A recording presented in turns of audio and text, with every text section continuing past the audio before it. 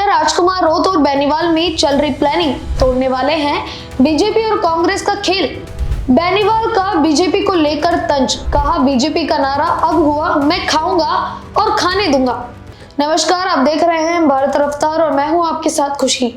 राजस्थान की सियासत में एक बार फिर तूफान खड़ा करने वाले नागौर सांसद और आरएलपी के सुप्रीमो हनुमान बेनीवाल ने बीजेपी सरकार पर जोरदार हमला बोला है। अपने तीखे तेवरों से चर्चा में आए बेनीवाल ने बीजेपी की अंदरूनी गुटबाजी को बेनकाब करते हुए कहा कि दिल्ली वाले मुख्यमंत्री को बदलना चाहते हैं, लेकिन बनाएंगे किसको?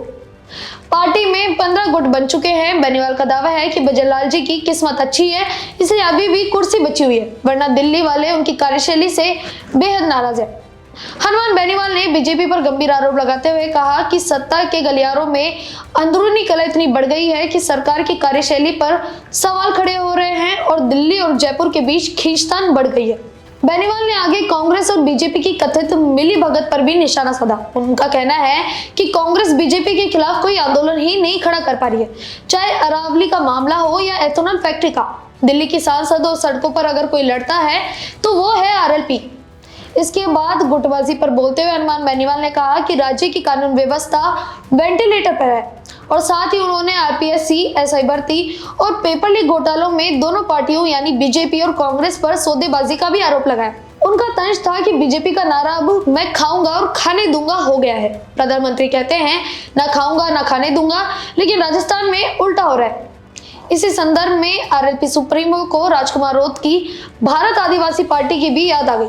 बीएपी ने आदिवासी क्षेत्रों में मजबूत पकड़ बनाई है और लोकसभा में भी सफलता हासिल की है। बेनीवाल का इस बयान से शायद थर्ड फ्रंट की तरफ इशारा कर रहे हैं, जहां आरएलपी और बीएपी जैसी क्षेत्रीय दल मिलकर कांग्रेस बीजेपी के खेल को तोड़ सकते हैं। आइए सुनिए इस संदर्भ में उन्होंने क्या कुछ कहा। सर, नारायण टोगस को लेकर आपने पत्र लिखा था, अब गजेंद्र सिंह से काम निकाल लेकिन मेरे को जानकारी नहीं उस बारे में। वो तो मैंने पत्र पहले लिखा जब हटा दिया था नागौर से उसको। अब का मुझे नहीं पता क्या मामला है। और सर जिससे मेरा बस चले जब तो उसको घर बिठा दूं, चल नहीं रहा ना। अच्छा सर, कानून व्यवस्था को लेकर लगातार कानून व्यवस्था वेंटिलेटर पे राजस्थान के अंदर कानून व्यवस्था है ही नहीं। दिल्ली वाले मुख्यमंत्री बदलना चाहते हैं, लेकिन वो बनाए किसको? 15 गुट बन रखे हैं। लेकिन भजनलाल जी किस्मत के धनी है, अभी मुझे लग रहा है कई दिन तक नहीं छोड़ेंगे, ऐसा लग रहा है मुझे, क्योंकि हटा तो दें, बनाए किसको, ये दिक्कत आ रही है दिल्ली वालों।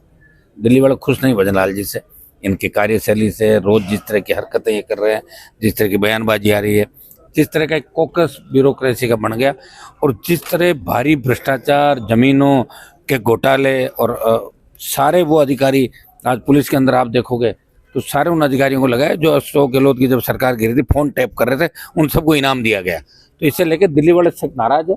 लेकिन दुर्भाग्य इस बात का कि कार्रवाई कुछ भी नहीं हो रही है और कांग्रेस बीजेपी से मिली हुई है। इसके उदाहरण आपको एक नहीं हजार मिल जाएंगे कि कांग्रेस कोई भी बीजेपी के खिलाफ आंदोलन खड़ा नहीं कर पा रही है, चाहे अरावली का मामला हो, चाहे एथेनॉल फैक्ट्री का मामला हो। दिल्ली की पार्लियामेंट और सड़कों में अगर कोई लड़ी तो राष्ट्रीय लोकतांत्रिक पार्टी इस राजस्थान के को बचाने के लिए, आम आवाम को बचाने के लिए लड़ाई लड़ रही। फिर हम जनवरी माह के अंदर बड़ी लड़ाइयाँ लड़ेंगे, फिर पार्लियामेंट चलेगा, उसके बाद राजस्थान को बचाने के लिए हम अलग अलग जगहों पर जहाँ जहाँ समस्या हैं उनके समाधान के पूरे प्रयास करें। बेनीवाल जी, एक अंतिम सवाल, जिस तरीके से 3 विधायक स्टिंग में फंसे जाते हैं, अब बीजेपी उसको तोड़ मरोड़ करके हमें उससे क्या करना, हमारा कोई मकसद नहीं है। हमारा मकसद 28 है।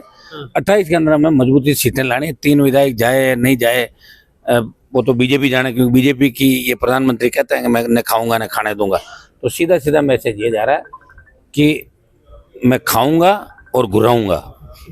ये भारतीय जनता पार्टी का नया नारा चल पड़ा राजस्थान के अंदर। और अगर मोदी के हिसाब से चलते हैं तो अपने आप कार्रवाई करनी चाहिए। मैं थोड़ी कहूँगा कार्रवाई करने के लिए। अगर उनका एक विधायक है तो कांग्रेस का भी विधायक है, निर्दलीय विधायक है, दूसरी पार्टी का बीएपी के विधायक खिलाफ कैसे कार्रवाई करिए? आपने हाथों हाथ पकड़ लिया, लंबे समय तक जेल के अंदर रखा, तो आपको अपने विधायक नहीं दिख रहे हैं। आजकल राजस्थान और देश की जनता बहुत जागरूक है। सोशल मीडिया के माध्यम से सारे छोटे भाई जानते हैं। वक्त आने पर इस पर भारतीय जनता पार्टी को करार जवाब देंगे और ये भी देंगे कि आरपीएससी का भ्रष्टाचार, एसआई भर्ती से लेकर तमाम उन लोगों को आपने बचाया।